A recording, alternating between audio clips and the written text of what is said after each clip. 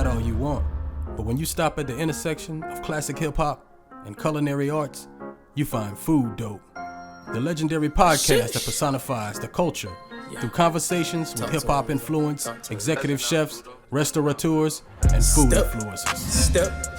Throwing up flat like a ref, whipping up bricks like a chef. Welcome to the Food Dope Podcast. This is your host, Nathan T. Rideaux, aka The Professor. And today I'm sitting here with my friend, my West Coast brethren, Chef Mikery Hatfield. Been trying to get with him for a few months, and we communicated back and forth. Got the dude finally, and he was supposed to be a guest on my show in Las Vegas last week. And we just crossing paths and everything, man. That's cool because I'm moving just like that, and I understand how busy you are. I had a good time in Vegas, back at home, and I said as soon as I get back home, we're gonna work on getting him back on. So how you doing today, bro? I am good, bro. I'm good. Thanks for having me, man. I was really looking forward to Vegas too, but man, they shot them prices up. Soon as they talked about opening the world back up, they went, okay, we got to make up our money. yeah. And I understand, man. As soon as we checked in our hotel that Thursday afternoon. We got an early check-in. So I kind of figured, like, man, it's gonna be like this all weekend. Nobody up in here. The lobby was empty. I said it's gonna be quiet. What? And then later that evening, when you came out the room about 6 o'clock, it made no sense. It didn't make sense how long the lines was. Vegas was back, huh? He was back in a hurry. In a hurry. So what's up, man? What's up? How you doing? Oh, man, I don't nothing, man. I'm out here trying to make it, just, like everybody else, man, trying to really flip these skill sets and just really keep our head on with everything that's been going on and really keep it pushing, Yeah, that's all we could do. Yep. Yeah, bro. So let us know, man, where you from? I am born and raised in South Los Angeles. Mm-hmm. I am not a transplant. This is my soil. Your soil. Yes. All right, born and raised. And I see you're described as a true son of Los Angeles. What exactly does that mean? I know it got to be deeply ingrained in your blood. Oh yeah, it's funny because I did another interview last year for a magazine, a blogger, and I used that phrase, but I took it a step further. I said you could scrape the 110 freeway and get my DNA. That's the freeway, the 110. It literally goes straight down the gut of South Central. Okay. So, and I was born and raised like right off the freeway, 81st, Vermont, Hoover, all up in there. So as a matter of fact, not to veer off course, because we're talking hip hop, we're talking the culture. Rick Ross, the real Rick Ross, not the rapper. Freeway Rick. His crew was called the Freeway Boys. Rick, that's right. And they were called the Freeway Boys because that right there on 87th, the Figueroa, 2 blocks from my grandma's house, where they set up shop. It was a block, literally 1 block from the 110. That's so history. So I'm all South Central. And I think, and I constantly say that's what's so dope about the culture of hip hop is that I got plenty of family in Los Angeles. Never been out that way or nothing, but just the names that you just named, the street names, some of the infamous names that come from the streets. It's like we all learn through hip hop, and we could communicate with each other. You know what I'm saying? Through the stuff we learn. We speak that same language. You feel me? Yeah. Love it. All right. Man. So, man, let's talk culinary arts, man. Okay. I like to say the first time I opened up a can of salmon, threw it over some rice, it was disgusting. What was the first thing you ever put ingredients you ever put your hands on that you brought something special out of? Oh, something special. Okay. Yeah. I think I used to put together these salads. I was in high school. Okay.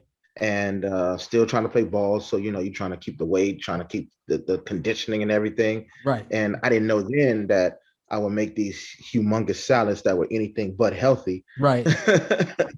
But, I had so many layers in them. It was like, how can a salad be delicious? Yeah. And again, that was in high school days. There was nothing culinary going through me at all at the time. Just, in fact, to this day, I say my gift, so to speak, is really not culinary, it's artistry. And I apply my artistic gift to the culinary, culinary avenue.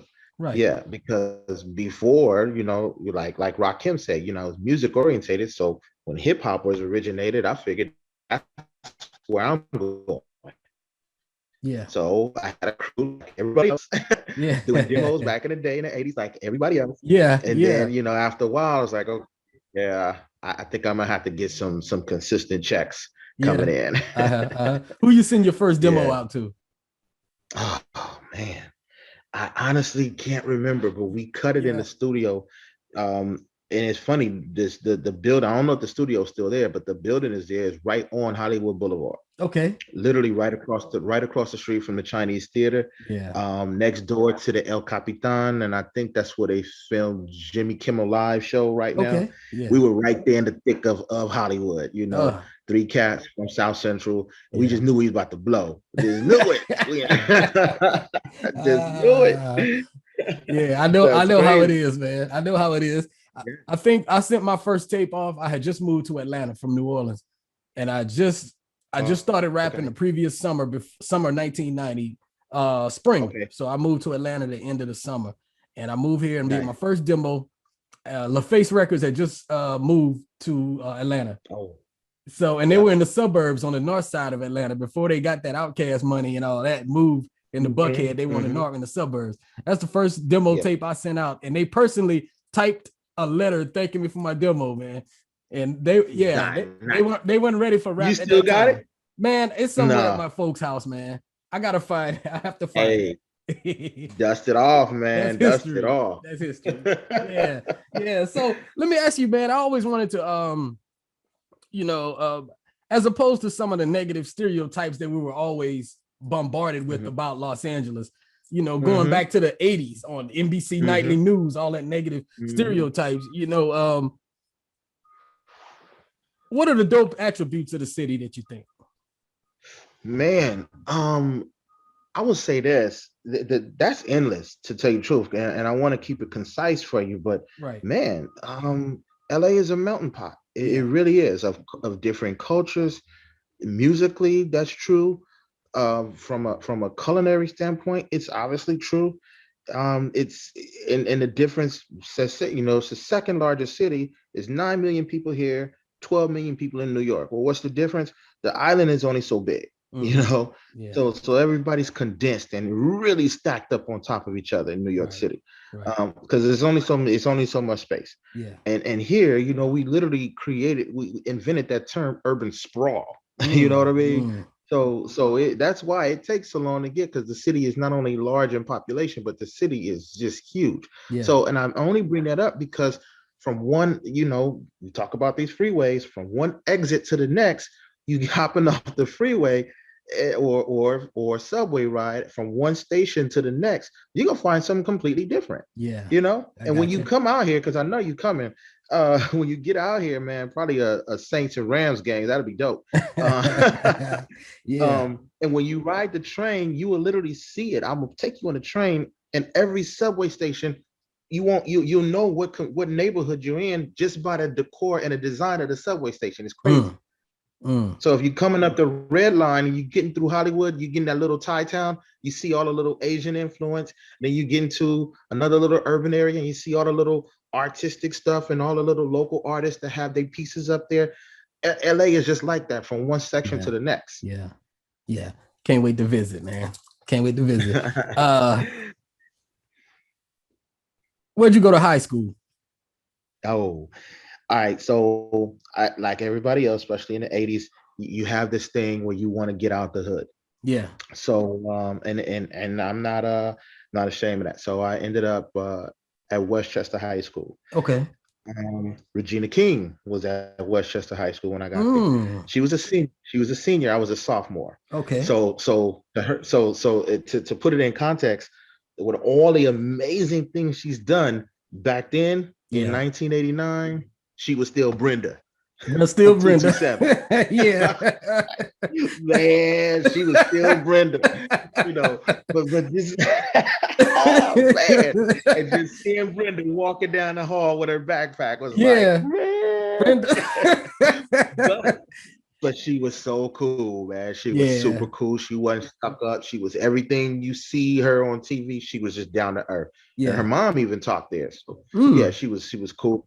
Yeah. So Westchester was my high school experience. But by the time I got to my senior year, halfway through my senior year, I couldn't take that bus ride no more. I Yeah. couldn't. So Yeah. second semester, I transferred, cut the strings, and it was like, look, I'm asleep for an extra 45 minutes like everybody else on my block. Yeah. Yeah.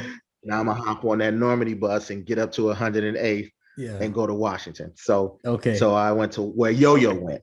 Okay. Yeah. And Yeah. yeah, Washington Okay. High School. So I And that was the 80s. Let me see. yeah, What were you bumping at late that 80s. I time? graduated in Late 90. 80s. Hip hop wise, Yeah. Yeah. well, Anything. Anything. everything, man. The heavy influence on the boom bap. But of course, I'm a West Coast dude, so uh, I tell you, of course, the NWA, early NWA stuff, Right. obviously Cube and all of that. But King T was my dude Yeah. coming Yeah. out of the West. Yeah. That very first, yes, yes, y'all. Uh-huh. He was the original Compton G. And Yeah. I don't think he Yeah. get enough props, man. Right. King You're T just absolutely came right. out. Yeah, Yeah. yeah, and he's just real mellow. And I even met him a couple of times. Just that Okay. was my dude back then. Ice-T was still around on the scene, and then as far as the East Coast stuff, I was really into Juice Crew, Big Daddy Mm-hmm. Kane, Mm-hmm.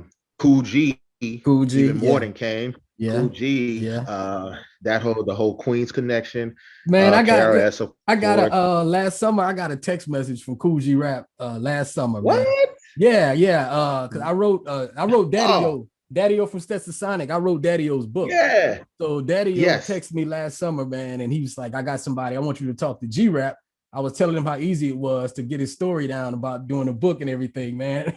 Cool G Rap Wow. texted me, man.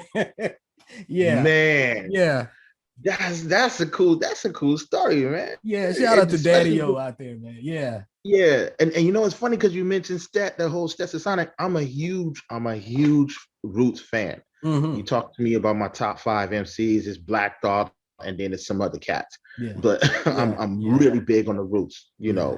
Have been for a real long time. Okay. And what people don't know, Stetson Sonic was that blueprint, Yes, that hip sir. hop band. You Yeah. know, and for some reason it feels that they didn't quite get the support or whatever. But the Roots Right. took that torch, and here they are, man. That's Yeah. amazing. Yeah. Yeah. And it was amazing talking to Daddy O and getting to learn why they call themselves a band. And Yes. that's a very interesting story because they didn't win off of creating demo tapes. They got their record deals off of performing on stage live as a band. Yes. And they had different Yes. functions as a band would. And they just brought it Right. all into hip hop, which was so Yep. dope. And then hip hop And is you can call yourself whatever you want. That's right.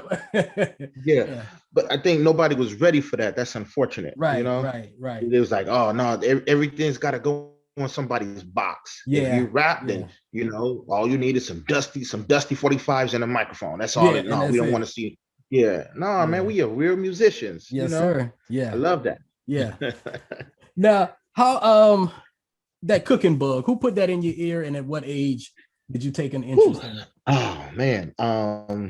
Okay, so real funny. Okay, so my triple OG is a cat from North Philly, Okay. Keith Starkey. He's obviously much older, but he came out to the West Coast in the 70s, early 70s, I guess. Barely, I was barely even born. Yeah. And he just broke out west. Like, look, I'm getting out the cold. I'm going to Cali. Going to Cali. And he made his bones in the industry out here. Yeah. And by the time I came along, I met him of all places working at a Pizza Hut.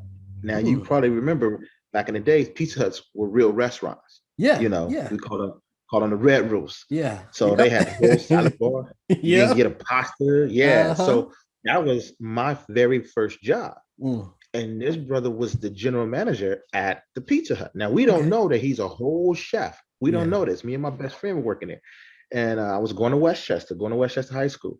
And he didn't want to hire me at first because my buddy had turned 17 already, but I was still 16. Okay. He's like, nah, man, I don't deal with 16-year-olds, bro. No. Friday nights, y'all want to party. On Saturdays, you want to sleep in. I ain't Yeah. got time for that. Man, I was almost in tears. I needed that job so bad. I'm like, just give me a shot, man. So I ended up being a star for this dude. But I still didn't know he was a chef until Right. I graduated from high school. And I'm like, okay, I need a job. And I had when I finished high school, I went to school for broadcasting, ironically. Mm. Mm. And I really, really liked it, but I didn't love it. And I Right. always felt that whatever you're going to do for the rest of your life, you better love it. You gotta love You it. better love it. And Yeah. I didn't love broadcasting, but I liked it a lot. So I Okay. took, I jumped into there for a couple of semesters, then I backed out. Like, okay, let me reset this. Yeah.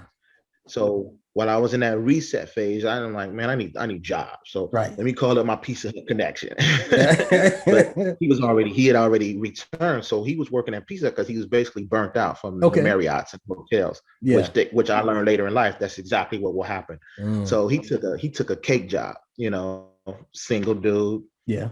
All his kids were grown and everything. He's like, man, it's just me.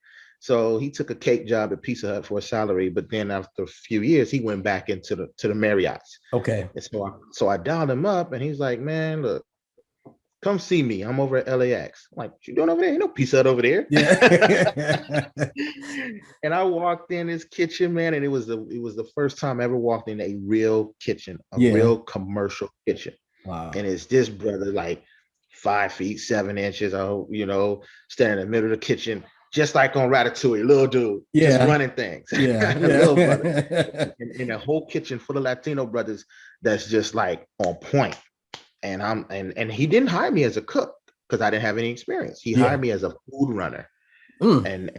And I'm watching all of this organized confusion, as it Mm-hmm. were. Yeah. Yeah. I'm watching all of this, and one day and I distinctly remember the exact day. There was this huge event going on, and I'm running food, and everything that could possibly go wrong went wrong, but he had an answer for everything. Mm. And the food was looking amazing. People were going crazy on Right. both sides of the kitchen door. It was nuts, and he had an Right. answer for it all. And I said to myself, I got to do this. I got the bug. And I went in his office at the end of the day, Yeah. and dude he was placing his produce order. I never forget. And he didn't even look up at me. I said, I know what I want to do, man. I want to be a chef. He never even looked up at me. He said, you need to go to school then. Yeah. And I said, well, where did you go? And he said, I went to Trade Tech, Los Angeles Trade Tech. Okay. And from that point on, I went down there. You was in the game. Yeah. I was in the game. All right. This is Nathan T. Rideaux, aka the Professor, and I'm sitting here with Executive Chef and CEO of Next Level Events, Mikery Hatfield, out of Los Angeles, my West Coast Cali brethren. So, bro,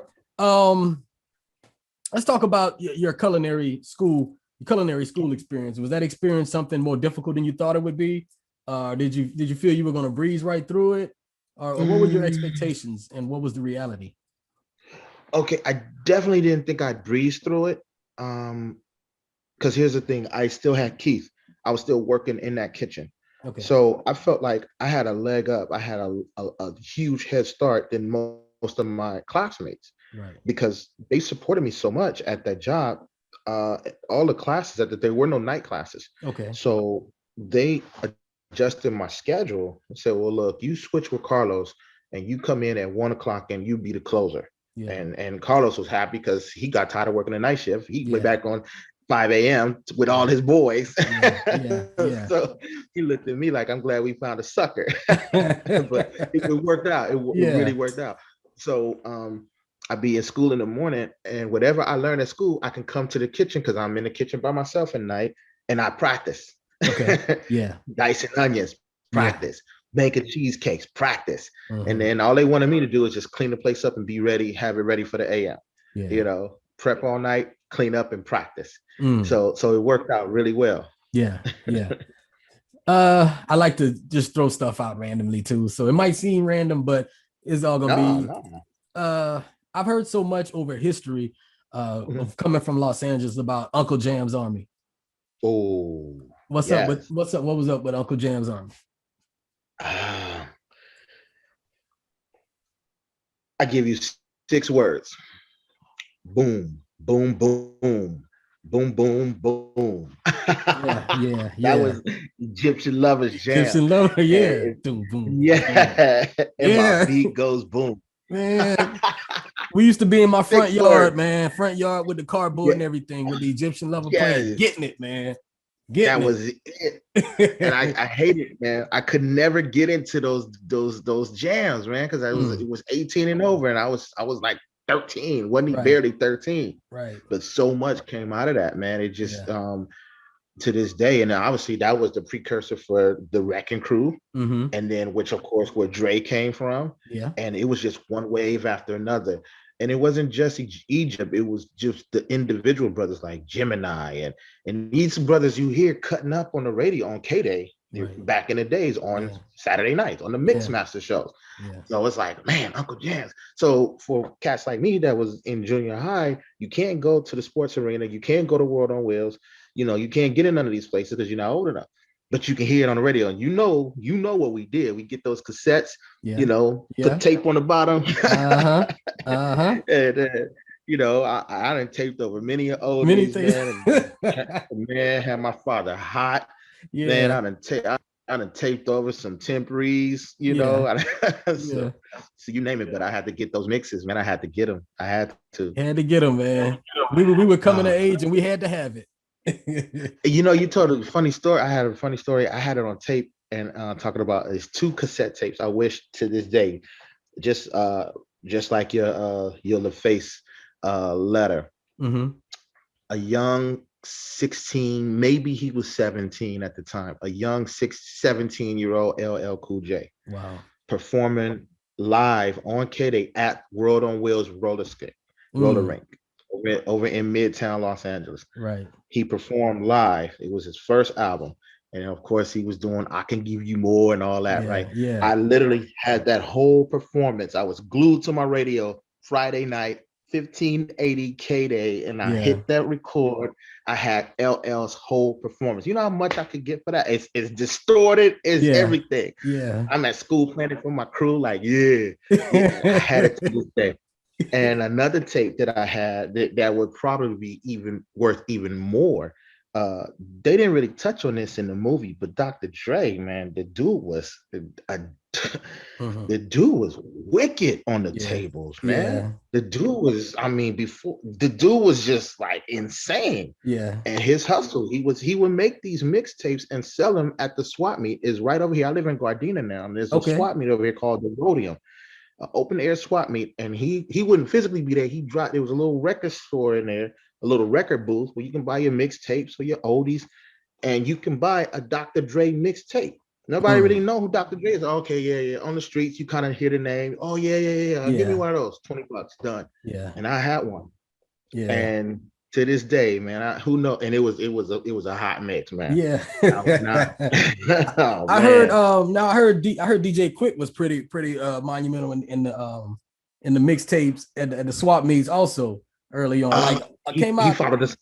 He followed the same he followed the yeah. same format. It Yeah. was a little bit later, but he followed the exact same format. Mm, You know, and you mentioned Outkast. And you're from New Orleans, so Master P, yeah. out the trunk of your car, Yeah. get it out the soil. That's what Yeah. they did. Yeah, that's what they And did. And you know what I miss most about those days is how the sound wasn't yet refined. It was still kind of primitive. It was mhm, still kind of primitive in production, but it was ours, mhm. and we gravitated and we claimed it. Yeah, it was because it was done in somebody's bedroom. In somebody's bed, right, right, right. Right, Oh you're right. man, yeah. This is Executive Chef and CEO of Next Level Events, Chef Mikery Hatfield. So, Mike, let's talk about the scope of Next Level Events. Let's talk about the scope of your services and what you offer at Next Level Events. All right, so full disclosure, okay, transparency, because we have such an amazing conversation. I'm glad to be on with you. Mm-hmm. I know, and out of respect, you live down in ATL. There's a cool brother, and I watched episode. I think he was episode 7. There's a Next Level Catering, and I was like, oh man. So I just want to tell where I originally got the name from. Not like, well, I had the name first. No, it ain't about that. It's not about that. Right. I want to go back to where I came because we talked about my days working with Keith with Marriott way back in the day. when I left culinary school, they still hired me on as a chef. I mean, not as a chef, obviously, but as a cook. And I worked my way up through them before I kind of went up into the ranks. Right. So by the time I got to like sous chef level, I really started feeling myself, and this is now early 90s. Right. So back then, hear me out. There's no PlayStation, no PS2, no Xbox, right? And we old heads, we had our Ataris. Yeah. And if you really level up, you got the Intellivision. Yeah. Right. That was way back then. But another level. Right. You with me, right? Yeah. Yes. Oh, yeah. But in the 90s, the gamers in the 90s, if you still want to carry that game, it was Sega Genesis. Sega Genesis. Remember Sega? Sega Genesis was the game. Yeah. Okay. They had a commercial when they came out with their new console. I think the year was 92, maybe 91. All right. So they had this major campaign push that said, "Welcome to the next level." And the graphics was just like insane. It was all explosive. Right. And whether you was a gamer or not, you watched that commercial, was like, yeah, right? Yeah. Okay. So transitioning to hip hop, that was so impactful. That Sega Genesis commercial was so impactful. The Alcoholics, when they came out, that was their song, the LIKS, welcome to the next level. And it stuck. And that was, from that point on, that was my tag. And every time I was feeling myself, I'd be like, welcome to the next level. I don't know where you coming from, but now you're here. Dope. Was that the one produced by Diamond D? Yes. The next level. Welcome to the next. Yes. Okay. The Alcoholics. And again, they from that whole King T family, the crew of spitters. Exhibit came from there. Yeah. All of that. Early 90s. Lick's one of my favorite crews, man. Me back in 93, 94, me and my partner used to run together. We tried to fashion our style after like a Dirty South Licks crew. Oh yeah, we was on that. Then you guys were lyrical. Then you were lyrical there. We were lyrical. You had to be. And we had 40 ounces all over the place. Lyrical with 40. We pull out the 40 anywhere. Make you say, yeah. Yeah. So yeah, man. So to put it in culinary sense, every time I would set up a buffet, every time I would set up, or put out a special, I was real young. I was in my 20s. That stuck with me. It's like, all right, y'all, we're going to the next level. Mm-hmm. All right. Because I was up and coming. I was young, and you got all these old heads in the kitchen, and they're just that. They're set in their ways. They've been there for 30 years, and they don't want you coming in making waves and getting on their nerves. Right. That's the way we've always done it. Yeah. All right. So keep your mouth shut and do it like this. And I'm like, man, as soon as this dude go on vacation, I can't wait, because I can't disrespect him. As soon as he take his 3-week vacation every year, I'm working his station. I'm blowing it up. When he get back, he gonna have to keep up. Yeah, man. So it's been next level ever since, man. Next level ever since. Dope. What's your favorite? What's the perfect hip hop song in comparison to the perfect plate? What are those elements that the plate has to have? All right. Okay. So let me go with the plate first. And you're gonna the framework is always classical. And I was just saying this just yesterday. Look, I'm a modern cook with classical training, plain and simple. Right. And you can put that in the hip hop sense too. I love Kendrick. I love what all these some of these young cats are doing. But I have classical hip hop roots. All right. So, and from a culinary side, your plate should have symmetry. It should be balanced. Okay. What's over here, and what's centered. And that's true whether it's a buffet platter, a chafing dish, or an individual plate. The plate should have a direction. Okay. Right. I was taught that it should have strong lines. Okay. You see some of these plates, and everybody's on Instagram. I know you see them too. You're a classy dude, so you just don't say nothing. But I see asparagus tips going this way and hanging that way, and I see a crab leg and maybe it's a shrimp. You know, the plate should have focus. Okay. Yeah. So it should Yeah. be that. So now in a musical sense, the music should have focus. It should be a drive. It should be whether it's a bass line or a boom or something, or if it's just a spitter and he's just flowing like Talib Kweli or Common with very, very, very light samples over like Jay Dilla, some real rusty samples, but you hear that feature, you know what you're listening to, and it's driving you in a direction. Right. You know what I mean? Right. The next thing the plate need to have is color. It has to have color. And that speaks for itself. I don't even need to elaborate. Yeah. Okay. So you have to really utilize your colors. And sometimes what that means is also knowing how to prepare the food so that it maintains its color. Because if broccoli is green, don't kill it till it's brown. Right. Same thing with the green beans. Yeah. All right. Understand that. So musically speaking, hip hop sense, the color, the you got to be lyrical, man. Hit me in the head. Give me that color. Yeah. What are you saying? You know, one of my favorite common lines is he said, many paid dues, but few knew the cost. To this day, that was on that Water for Chocolate album. When he hit me with that, I'm like, wow. Because we all pay dues. Cats will tell you in a minute how many dues they paid. Yeah. But few knew the costs. Yeah. Right. Right. Yes. Do you feel being lyrical encompasses big vocabulary and because you can be lyrical without being overcomplicated. That's being being complex. You can be lyrical without being complex. And I think in the form, I think in the form of music, I think over recent years, I've come to appreciate more so guys that weren't considered maybe lyrical, but they knew how to use vocal arrangement. They knew how to use their voices. And I think that's why I think now I'm getting older, I'm appreciating real music in hip hop again. And I think that's why I started to gravitate toward more of the Southern MCs.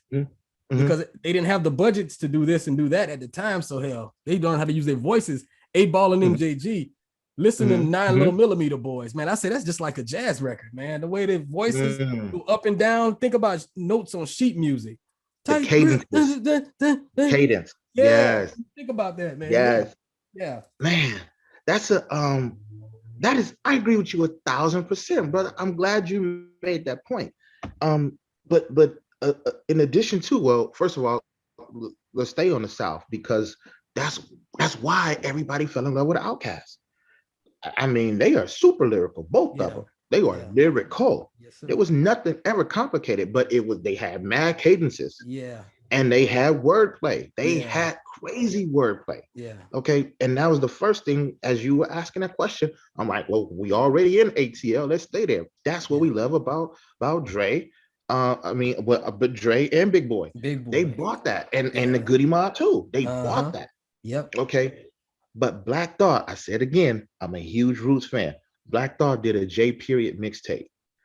And there was a interlude where he was in an interview and they asked him specifically, what does it mean to be super lyrical? And he broke it down very simplistically. He said, being super lyrical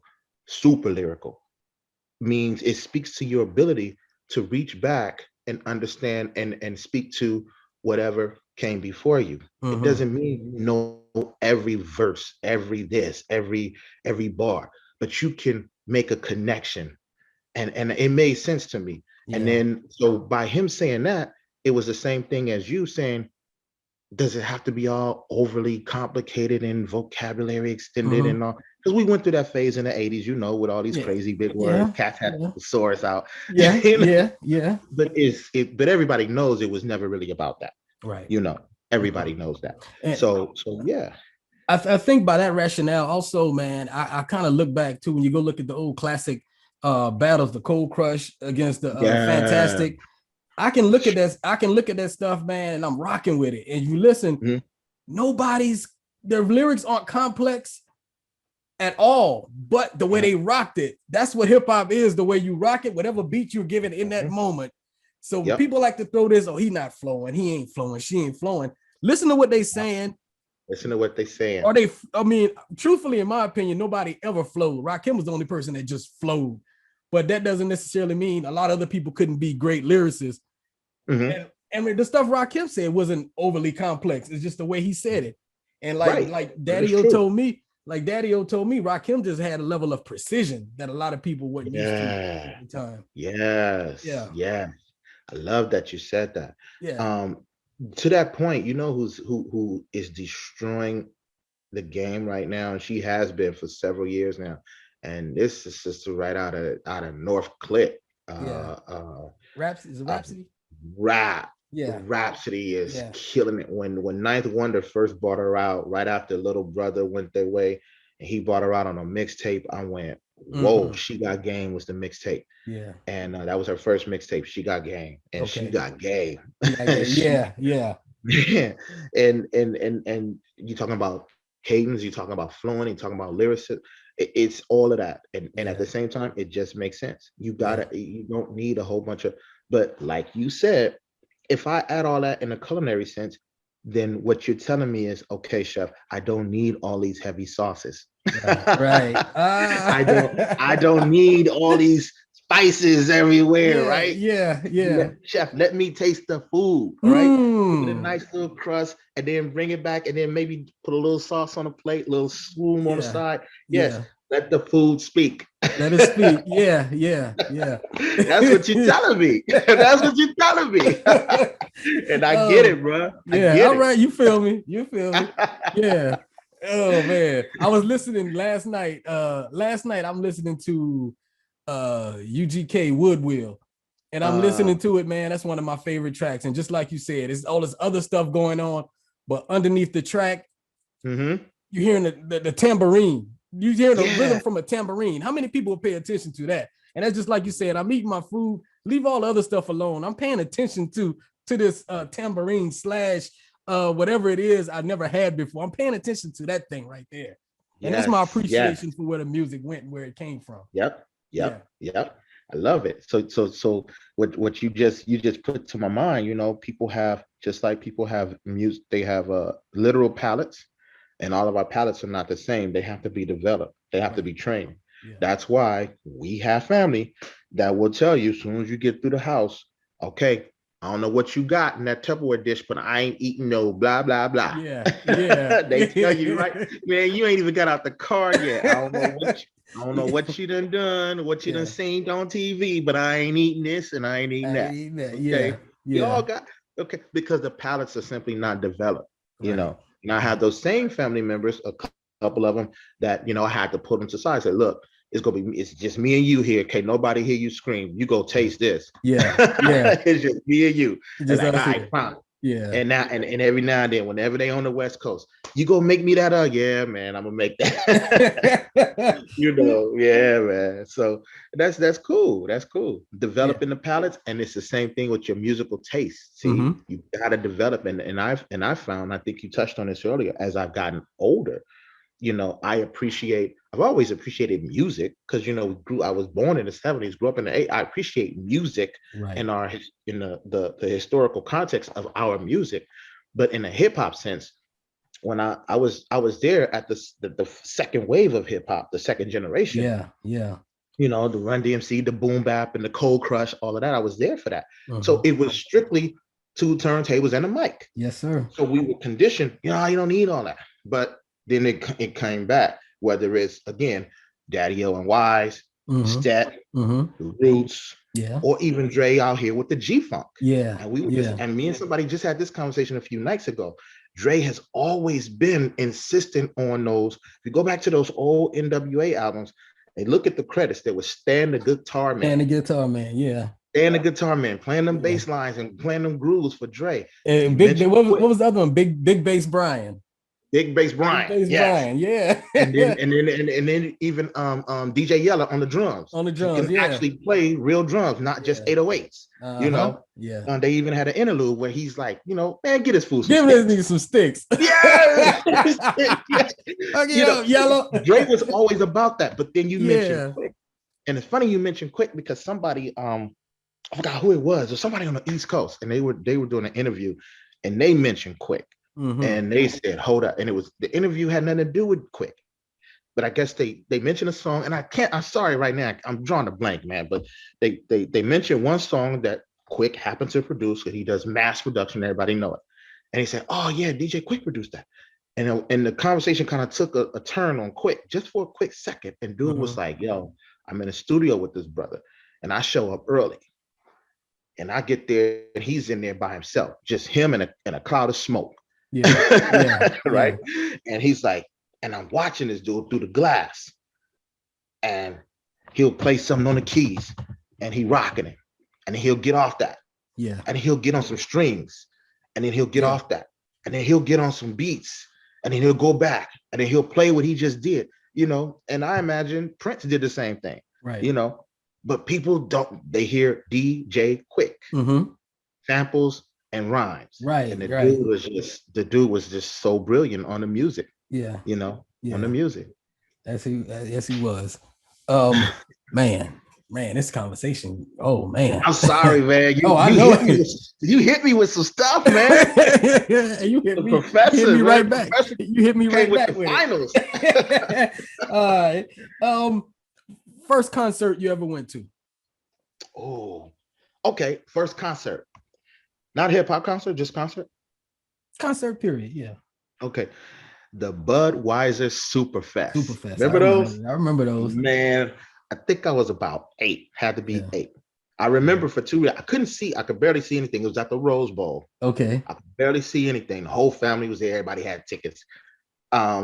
2 reasons I remember only, and one is a musical explanation, and one takes us right back to the kitchen. Yeah. 2 things I remember: Stevie Wonder, Master Blaster. That was that album, and I couldn't see him, but he destroyed that shit. Yeah. So he headlined it, and he killed it. The whole place went nuts. All right, Stevie killed it, so you're gonna remember that for the rest of your life. Yeah. All right. Yeah. Another reason I remember it, because my auntie, they had like all these food stands outside. They had barbecue chicken going, everything else, you know, because Superfest lasts all day. So we out there in the hot sun and everything. I never forget, my auntie got some barbecue chicken to this day. I never forget this. And I guess the chicken was a little bit undercooked. Man, don't do that to our people, man. Don't do that. Nah, not us. No. Don't do it. And then add insult to injury. I guess the bone hit her on the foot or something. And oh man, never forget, I was 8 years old. Something like that. Yeah. That was my first concert, man. I saw Stevie Wonder. Oh man. I think I was maybe 12 in Lafayette, Louisiana at the Cajun Dome. It was UTFO. Oh wow! Supposed to be Dougie Fresh and Slick Rick. That's when the show was out. So it was supposed to be Dougie Fresh and Slick Rick. They didn't show. UTFO, UTFO was there, and some local guys with Jerry curl was singing. I don't know, but I'll never forget, man. UTFO was on stage and they were performing. They were performing Pee Wee Herman, and I didn't know. I don't know how you got away with performing other people's songs, but I never forgot that they performed that. And then a year later, I heard Joe Ski Love did Pee Wee Herman. Yeah. And I never understood why UTFO performed that at that concert. So I was traumatized when Joe Ski Love came out. I said he biting UTFO, man. Yeah. I remember that they performed the whole song, brought ladies up on the stage and everything, man. And Pee Wee Herman. Yeah. Wow. Joe Ski Love. Yeah. That was my first concert. Yeah. That was Joe Ski Love. Man, that was you taking me back. That's the 80s. First album you bought with your own money. Rap, hip hop album.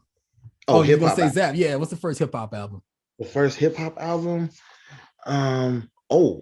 Wait. 6 in the Morning, Ice-T.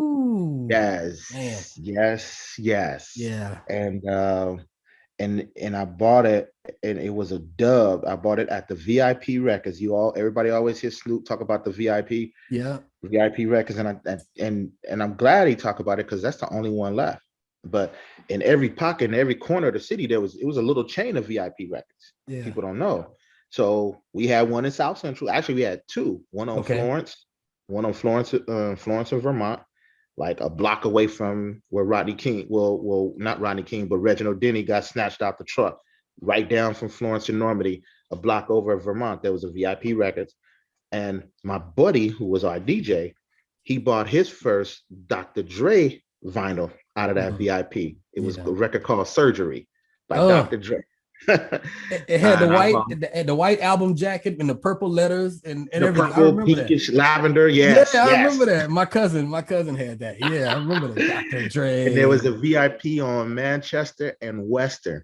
Okay. And then of course the one in Long Beach. Okay. And so I bought the Zap record there, but my first hip hop joint, Ice-T was impressed. Well, they didn't have it, and he had, I don't know if he had his deal with Sire Records yet or whatever, but everything was all bootleg and underground anyway. Yeah. So I went in there and I played the mix.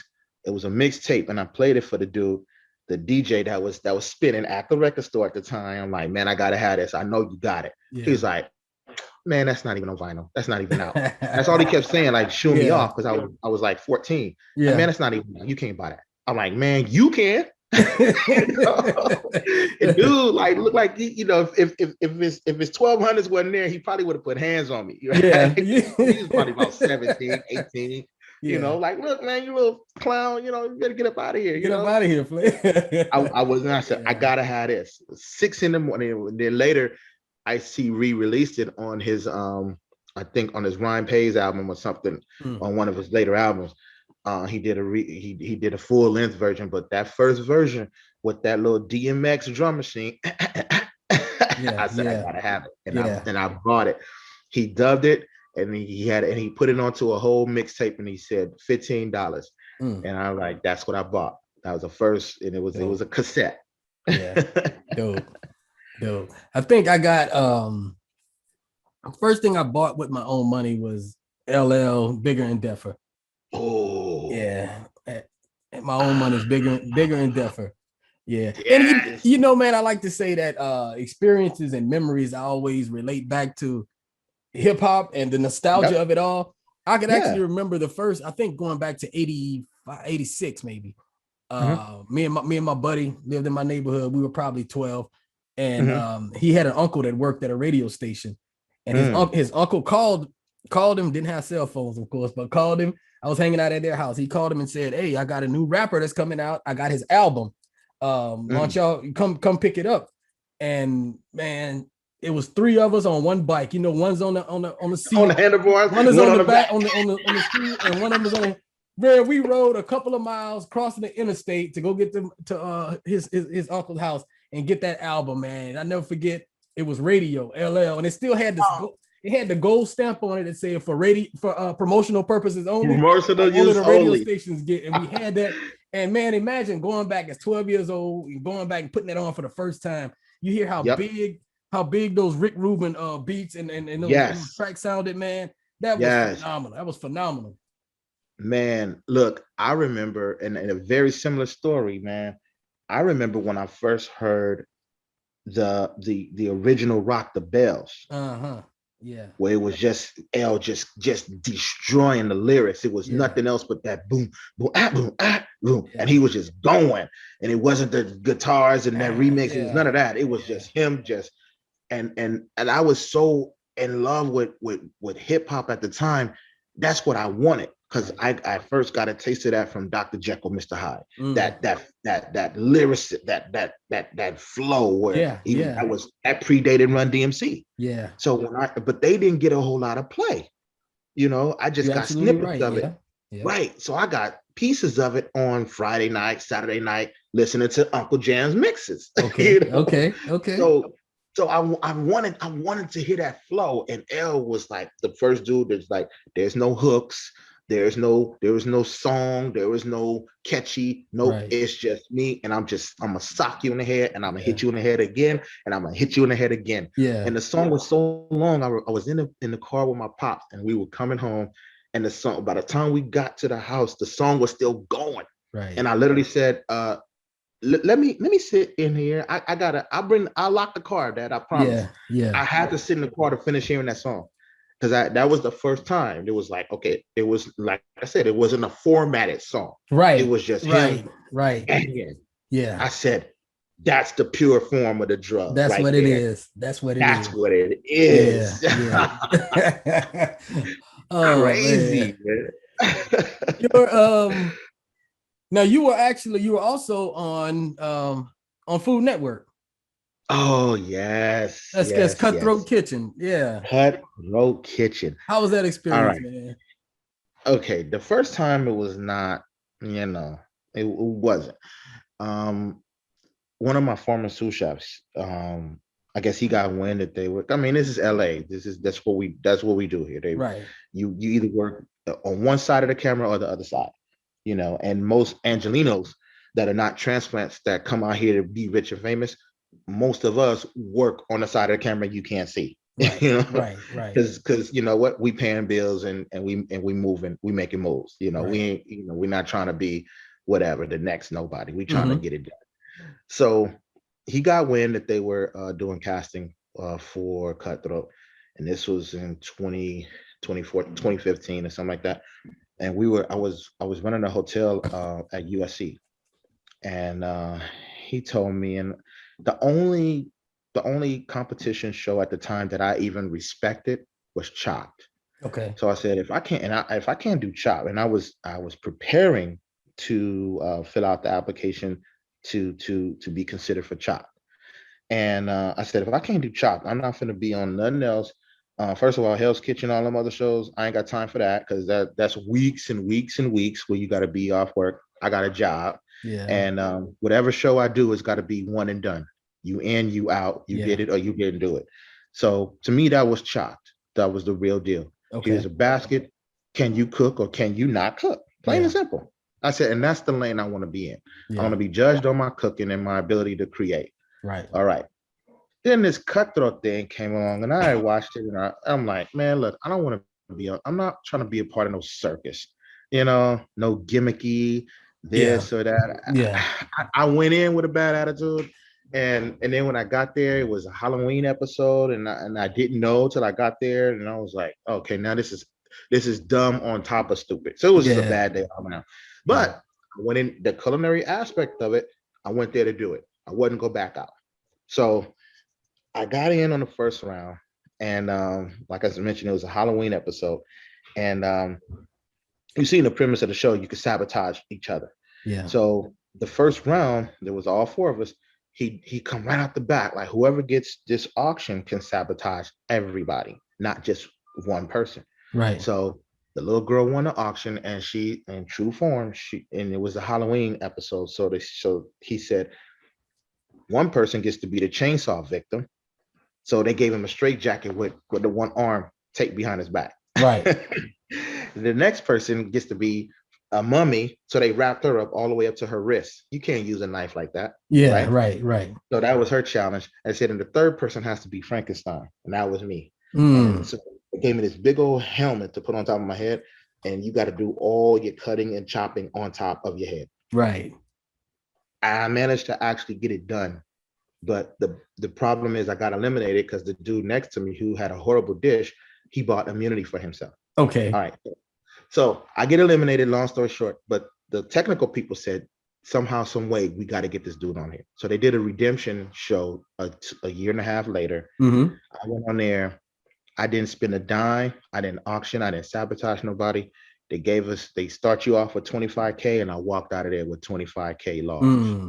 And I mean, I killed it. And it was a straightforward, can you cook kind of episode. Right. Right. And I killed it. I killed it, man. What's your favorite ethnic or international cuisine? Man, I love me some Thai food. Thai. I love some Thai food, and I'm happy to say I even have pictures of me and my wife on the floating market in Thailand, Okay. eating food in Bangkok. But long before we ever got a chance to go to Asia, man, I love the flavors, and I'm gonna tell you why, because they ask you this question in every single interview. What's your cuisine, or what dish would you prepare?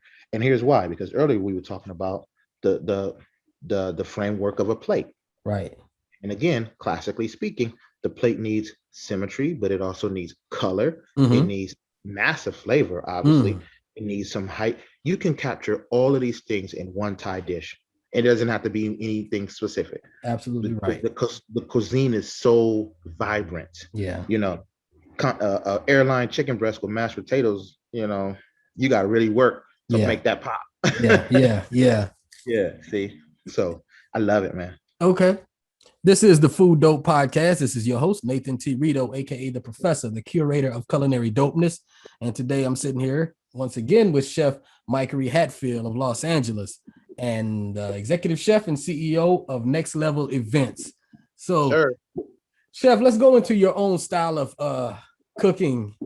If you could take any classic, legendary hip hop artist, who would you compare your style of cooking, or say you got that swagger or that attitude from the lyrical stylings or the production styles of so and so? Who would you compare yourself to? Man.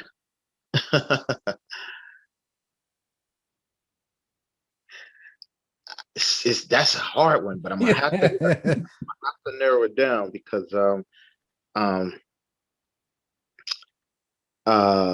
man Common Sense, he said I'm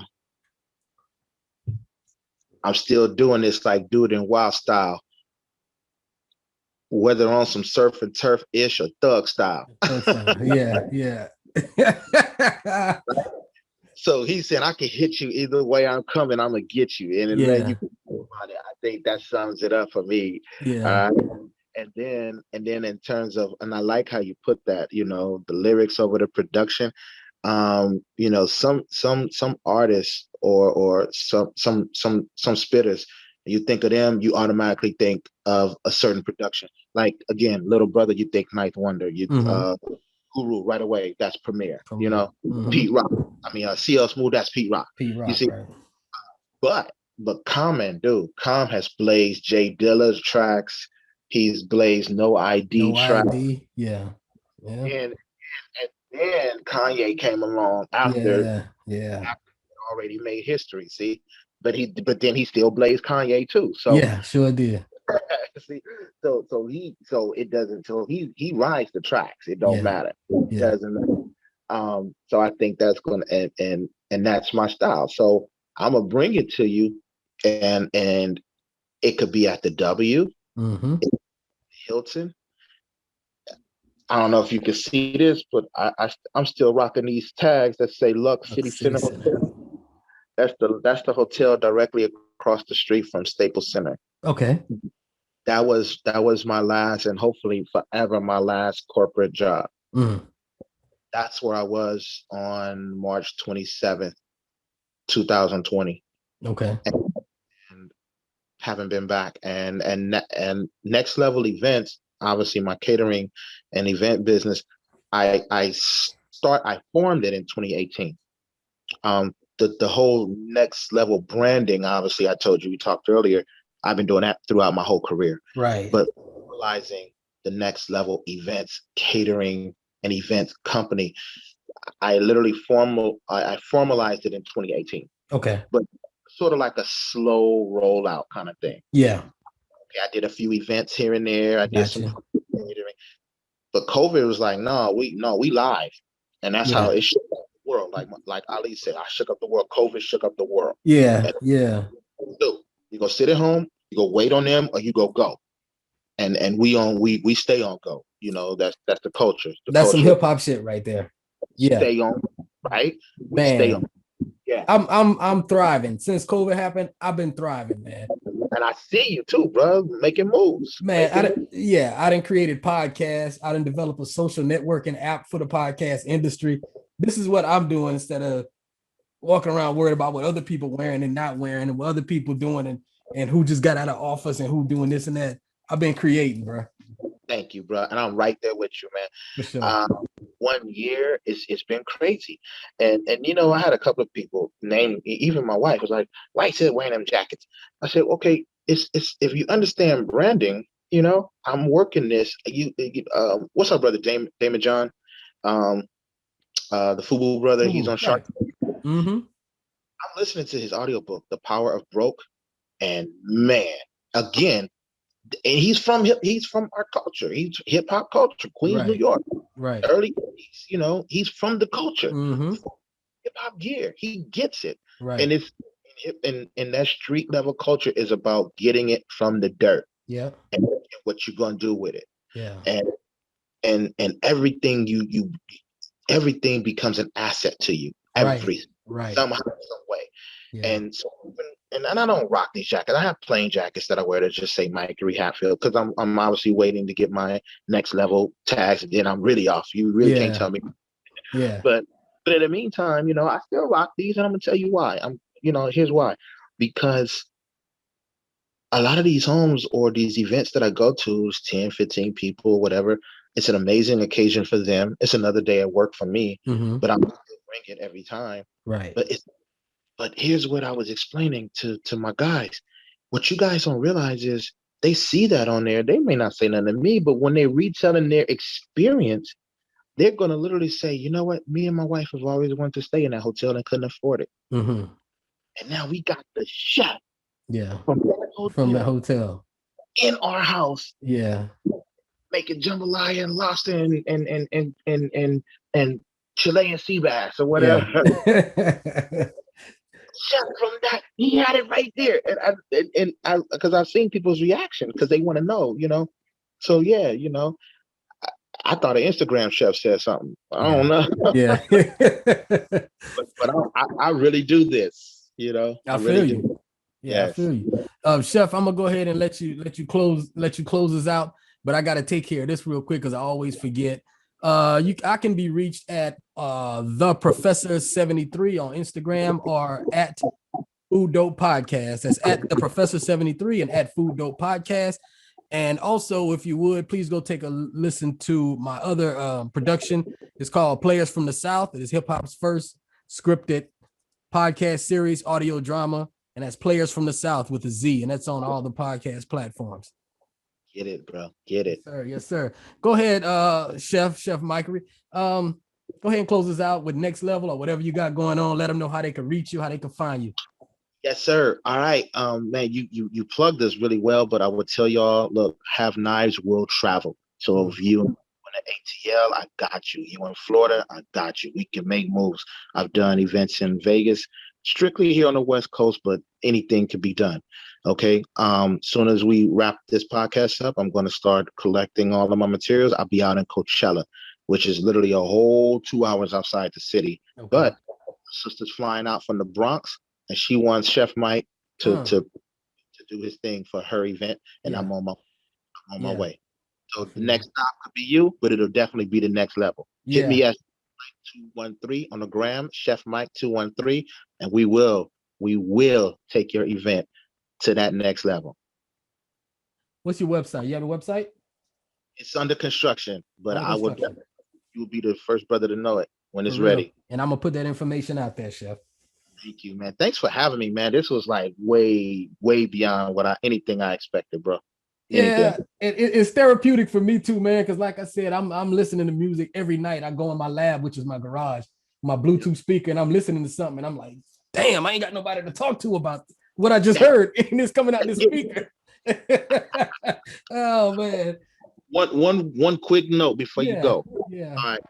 Number 5. I'm gonna send all your listeners to the Google search because they ain't gonna get this. I'm gonna hit them in the head right now. West Coast all-time albums. Number 5, Blue in Exile, Below the Heavens. Number 5. Okay. Number 4, Exhibit, Man versus Machine. And then of course 3, 2, 1. You gotta go America's Most. You gotta go Straight Outta Compton, and you gotta go Chronic. You can't have that list without those 3. So those are in there. Ain't nothing I can do about it. But 4 and 5, oh yeah, Exhibit and Blue in Exile. Blue in Exile. Man, you talking about spitters. Yes. And just for the symbolism of what it meant to hip hop as a whole, with honorable mention, out of that list, I would say Easy Does It would be on that honorable mention. Yeah, I love it. And you know what? You got to have an honorable mention because I had a couple of honorable mentions. Of course, Quik is the Name. You brought that. Oh, man. Yeah. Yes. And then, my honorable mention was Ice-T, 1990, Original Gangster. Original Gangster, yeah. Here's why. It was 2 reasons, real quick. It wasn't just a good Ice-T album. It wasn't just a good West Coast album or just a good hip hop album. He checked all the boxes from start to finish. That was a quality product. And the other reason, there's one song on that whole CD that all these cats need to listen to that nobody's ever heard, and it's called "Escape from the Killing Field." Okay. Yes. You heard it here first. You heard it here first if you hadn't heard it. Escape from the killing field. Ice-T. Hey, thank you, man. We Yeah. definitely got to connect again. No problem, man. This is Nathan T. Rideaux, aka the Professor, the host of the Food Dope Podcast. And remember, you'll never understand the weight this culture carries until you live the life. And I live the life. Food Dope. Peace. Peace. International Food Dope, brought to you by Urban Science Media, hosted by Nathan T. Rideaux, aka the Professor. Find us on all major podcast platforms. Follow us on IG at Food Dope Podcast and at the Professor 73. You'll never underestimate the weight this culture carries unless you live the life. And I live the life. We got history.